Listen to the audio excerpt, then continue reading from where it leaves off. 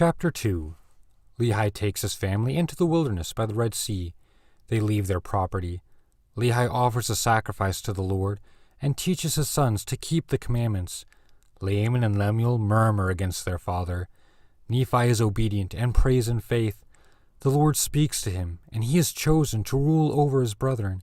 About 600 BC.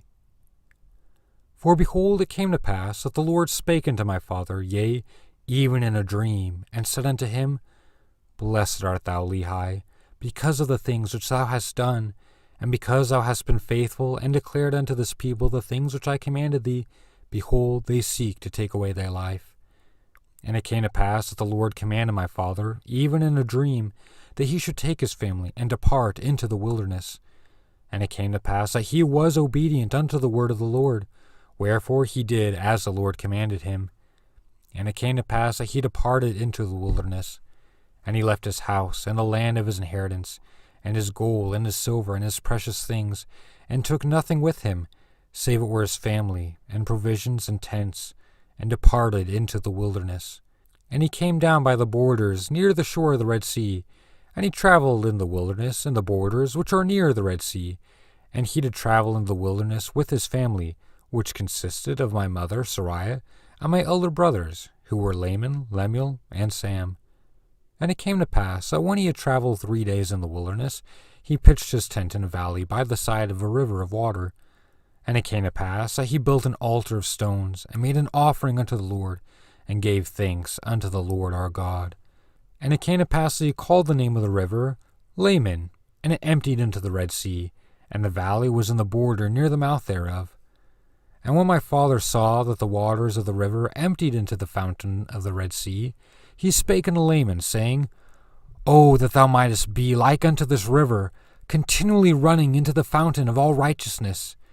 And he also spake unto Lemuel, O that thou mightest be like unto this valley, firm and steadfast, and immovable in keeping the commandments of the Lord.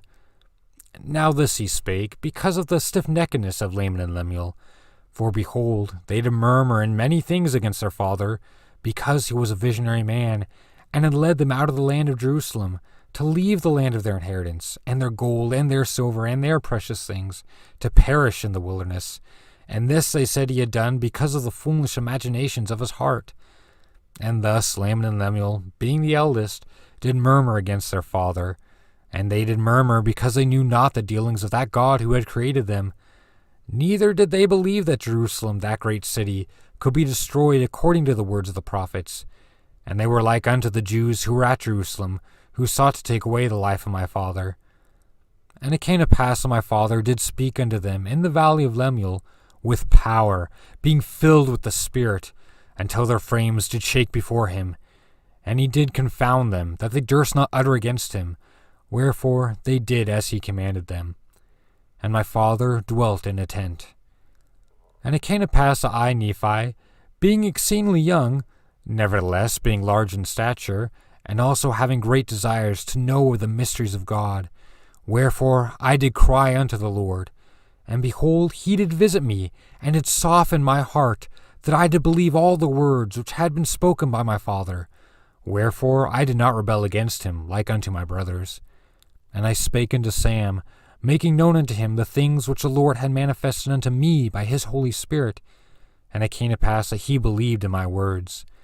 But behold, Laman and Lemuel would not hearken unto my words, and being grieved because of the hardness of their hearts, I cried unto the Lord for them. And it came to pass that the Lord spake unto me, saying, Blessed art thou, Nephi, because of thy faith, for thou hast sought me diligently with lowliness of heart. And inasmuch as ye shall keep my commandments, ye shall prosper, and shall be led to a land of promise, yea, even a land which I have prepared for you, yea, a land which is choice above all other lands. And inasmuch as thy brethren shall rebel against thee, they shall be cut off from the presence of the Lord. And inasmuch as thou shalt keep my commandments, thou shalt be made a ruler and a teacher over thy brethren. For behold, in that day that they shall rebel against me, I will curse them even with a sore curse, and they shall have no power over thy seed, except they shall rebel against me also.